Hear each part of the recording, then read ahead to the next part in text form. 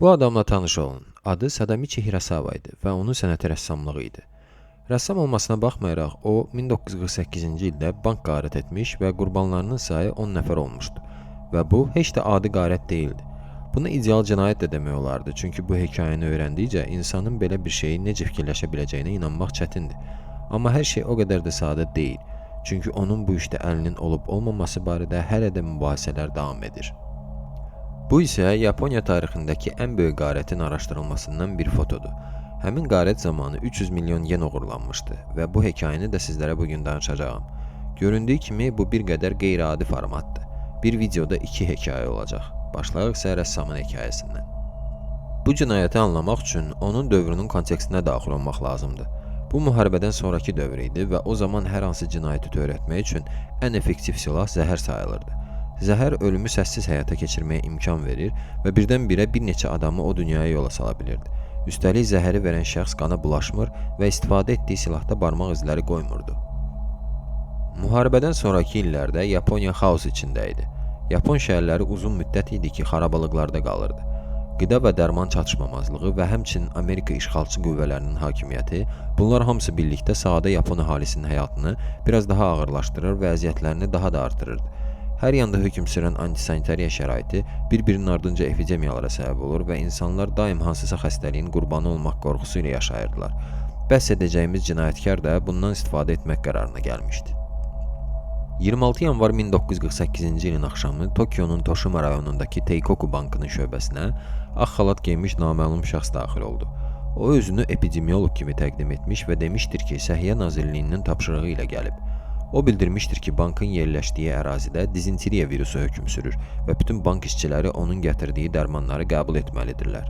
Qeyd edək ki, o vaxtki insanlar gündəlik hökm sürən stressdən, xəstəliklərdən, aclıqdan o qədər də güclü kritik düşüncəyə malik deyildilər və nəticədə onlar ağ xalatlı və inamlı danışan birisini görəndə ona itaət etməyə qərar almış və dərhal həbləri almaq üçün sıraya düzülmüşdülər. Nəticədə 16 nəfər bu dərmanları həmin an qəbul etmiş və epidemiologun təqdim etdiyi maye ilə əllərini yumuşdular. Çox keçmədi ki, həbləri qəbul etmiş insanlar qıcolmalar içində qışqırıqlarla yerə yıxılmağa başladılar və 16 işçidən hamısı huşunu itirdi. Onlardan onu yerindəcə öldü, ikisi xəstəxanada dünyasını dəyişdi və yalnız 4-ü sağ qaldı. Ağ xalatlı naməlum şəxs isə tələsmədən kassadan 150 min yen götürdü. İnflyasiyanı nəzərə alsaq indiki pul ilə təxminən 20 min manat və sonra sadəcə yoxa çıxdı. Ölkənin vəziyyətini nəzərə alsaq, bu o vaxt üçün həqiqətən böyük bir məbləğ idi. Polislər isə hadisə yerinə yalnız yarım saat sonra gələ bildilər. Ümumi kontekstdən belə qərara gəlmək olar ki, cinayətkar zəhərli maddələrlə işləməkdə böyük təcrübəyə malik idi.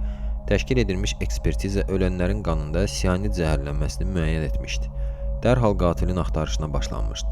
Həmçinin polislər tezliklə xatırladılar ki, əvvəlki aylarda da oxşar qarət cəhdləri olmuşdu. Yenə zəhərdən istifadə olunaraq bank qarət olunmasına cəhdlər edilmiş, amma doza az olduğu üçün heç kim ölməmiş və pul oğurlanmamışdı. Maraqlı fakt odur ki, zəhər verən şəxs hər girdiyi yerdə insanları inandırmaq üçün ilk öncə vizit kartını təqdim edirdi.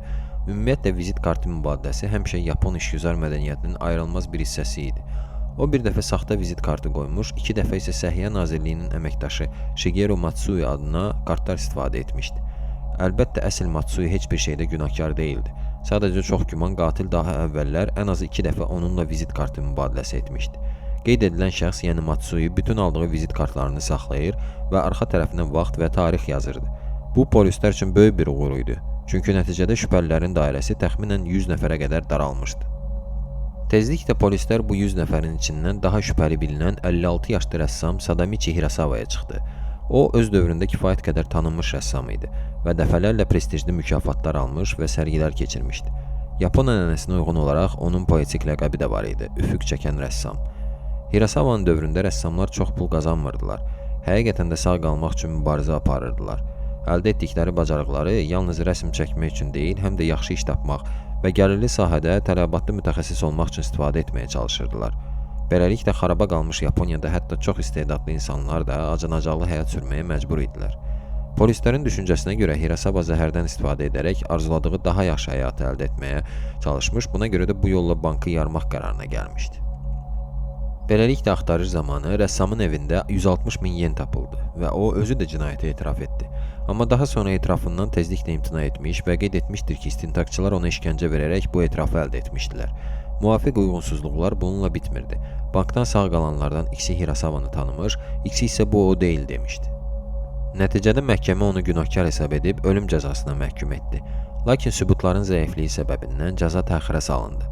İttiham yalnız vizit kartlarından ibarət idi. Onları da əsl qatil də oğurlaya bilərdi. Həmçinin evindən tapılmış pul da polislər tərəfindən onun evinə qəsdən atılmış ola bilərdi. Bir çoxları 56 yaşlı rəssamın işinin saxtalaşdırıldığını düşünürdü. Hamı düşünürdü ki, həbsxanada ona qarşı qəddar işgəncələr tətbiq olunmuş və etirafı imzalamağa məcbur edilmişdi. Ölüm cəzasını gözləyərkən bu bədbəxt insan 38 il həbsdə qaldı və nəticədə 1977-ci ilin mayında 95 yaşında həbsxana xəstəxanasında pnevmoniyadan öldü. Beynəlxalq Amnistiya Təşkilatına görə 20-ci əsrdə ölüm cəzasına məhkum edilənlərdən heç biri bu qədər uzun müddət həbsdə qalmamışdı. Bugünə qədər bu cinayətin həqiqətən kim tərəfindən törədilməsi sirr olaraq qalır. Şəxsən mən hesab edirəm ki, Hirasavaya qarşı iş saxtalaşdırılmışdı. Çünki həmin dövrdə ölüm hökmünü imzalayan Sadao Tanaka'nın özü belə 1967-ci ildə mətbuata demişdi ki, həmin gün bir dəfəyə 23 ölüm hökmü imzalamışdı. Amma Hirasavanın hökmünü imzalamamışdı. Çünki hələ də şübhələri var idi. Göründüyü kimi bədbəxt rəssamın günahsızlığına şübhə etmək üçün əslində çox səbəb var idi. Tapılan pulların çəkdiyi rəsmlərdən qazanılmış olması ehtimalından tutmuş, əsl cinayətkarın 731-ci dəstənin keçmiş üzvü olması ehtimalına qədər. Necə olursa olsun, bu hadisədə rəssamın taleyinə təəssüflənməmək olmur. Bu haqda oxuduğum bütün məqalələrdən sonra demək olar ki, əminəm ki, bu iş saxtalaşdırılmış idi və Sadamiç əslində günahsız idi. Növbəti danışacağım hekayə hansısa filmin ssenarisi kimi səslənəcək, çünki bu cür epik hadisənin reallıqda baş verməsi çox fantastik görsənir. Bu hadisə 10 dekabr 1968-ci ildə baş vermişdi. Bu dəfə cinayətkar tək başına pul daşıyan inkasasiya avtomobilini qaçırmış və bu qarət daha çox sehirbazların göstərdiyi şoulara oxşayırdı. Çünki heç kim zərər görməmiş, heç bir silahdan istifadə edilməmiş və maddi tərəfi nəzərə almasaq heç bir ziyan vurulmamışdı. Yaponiya hakimiyyəti bunu etiraf etmək istəməsə də, bu Yaponiyanın ən böyük bank qarətinə çevrilmişdi və eyni zamanda çox ideal bir cinayət idi.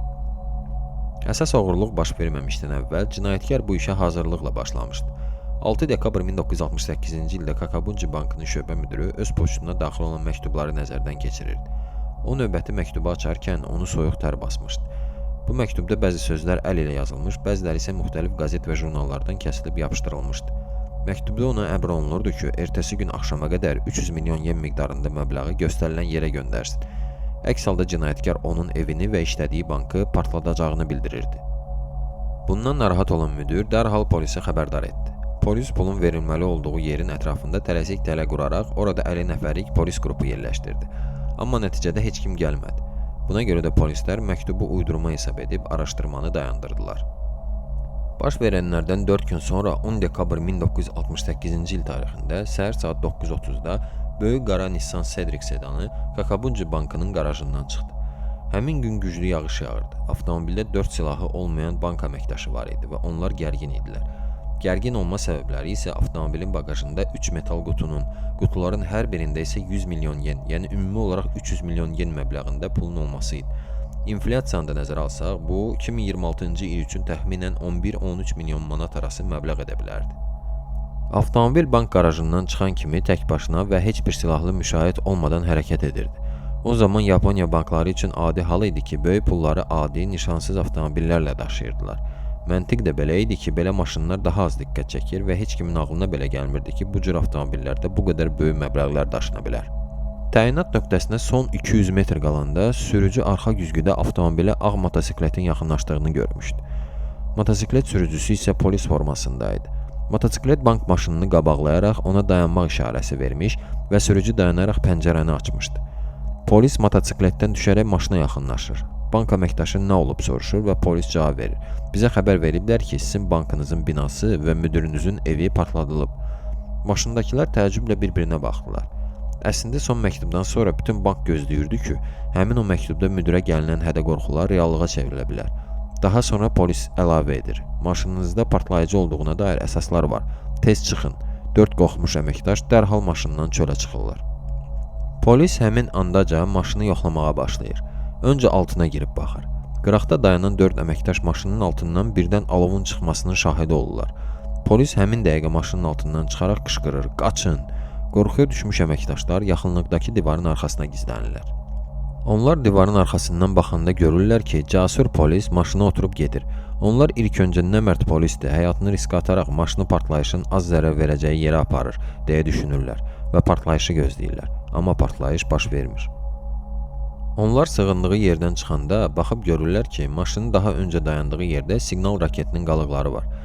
Motosikletə yaxınlaşıb baxanda isə anlayırlar ki, o kobud şəkildə boyanmış və avadanlığı saxta olan polis motosikletinə sadəcə bənzədilmiş bir motosiklet idi və anlayırlar ki, cəmi 3 dəqiqə ərzində onlardan 300 milyon yen oğurlanmışdı.